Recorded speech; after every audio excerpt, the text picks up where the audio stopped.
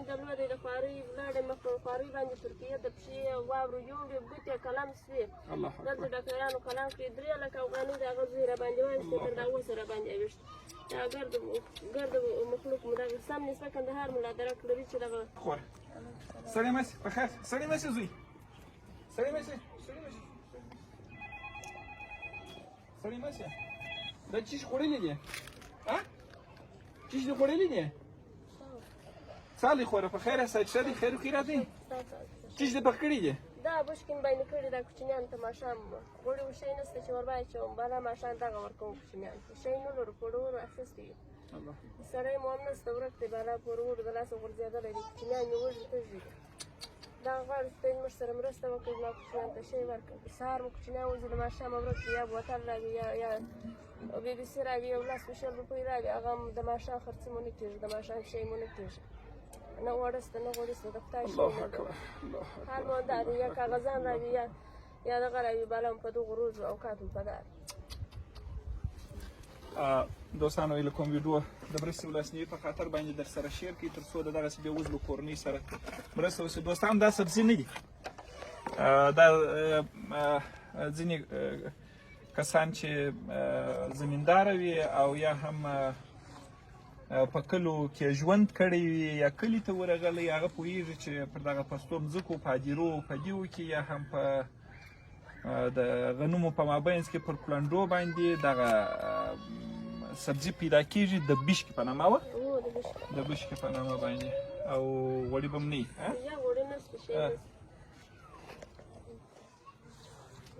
نه مالګه نه غوړي په دغه هلک دا چم سوی دی د اوس پورې ګوتې قلم د مایه به دی الله اکبر الله اکبر الله اکبر دا ماشومان او دغه هم د شپې ګېډې دي چېرې دی خبر جوړ خو به یې دغه اشپزخانه ده دوستان تاسو ورته وګورئ دغه اشپزخانه ده کومه خیمه دي کومه د خور ته راسه څه شي لرې په خیمه کې مستحق و بېوزلو او بېوسه کورنۍ سړی مه سې زوی سړی مه سې سړی مه سې سړی مه سې سړی مه سې سړی مه سې سړی مه سې سړی مه سې سړی مه سې ټوله سړی مه سې دا ټوله د اولادونه دي ماشاءالله ماشاءالله دوستان تاسې داسې ورته وګورئ هېڅ شی به نه لري خوره زه خو شی نه وینم ته وګوره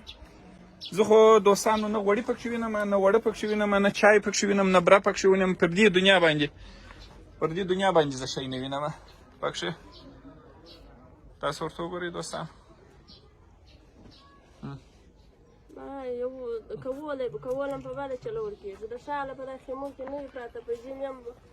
یو په دوبي هم دا ګرمۍ دي اریانۍ دي په دغه خیمو کې تېروه دوستانو هیله کومه ویډیو پر صفو پر دغه باندې ګروپو کې در سره شیر کړئ دغه رقم بېوزلو ته د بااحساسه او مهربانه ورونو خویندو فکر سي او تر خپله وسه پرې مرسته لاسنیوی یې وکړي خدای پاک دې وزونه راوړي دا شیان راوړي اسده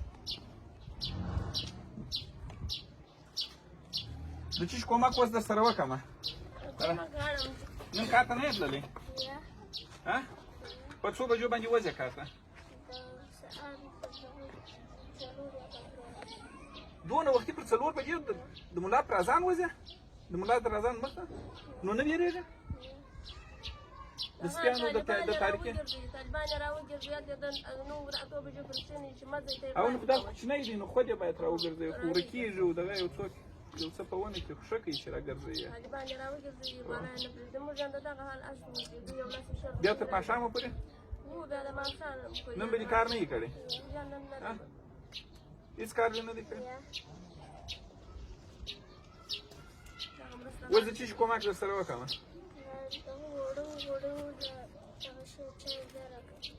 وړه درکړم بل غوړي درکړمه چای درکړمه بل بره خو نه غواړې بره نه غواړې بره به ځینې ایسته کړو وریجې خو نه غواړې وریجې هم غواړې وریجې هم غواړې ته چې غواړې زوی ته چې غواړې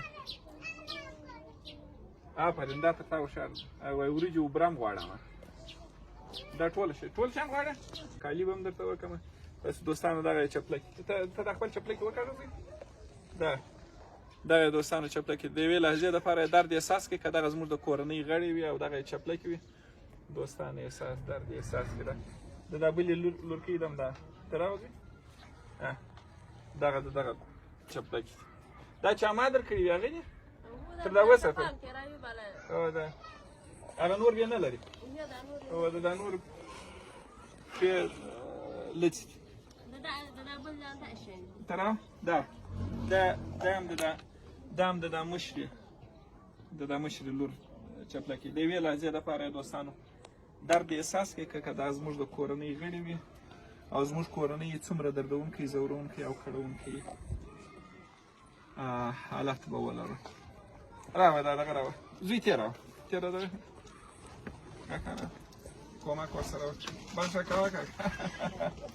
دا دی زوی راولاړ نو دا مې یو ورور دی چې طلبګار صاحب نومېږي هغه کومک در سره کړی دی دعاوې به ورته کوي نو څنګه دعاوې ورته کوي هغه چا چې کومک کړي څنګه دعاوې ورته کوي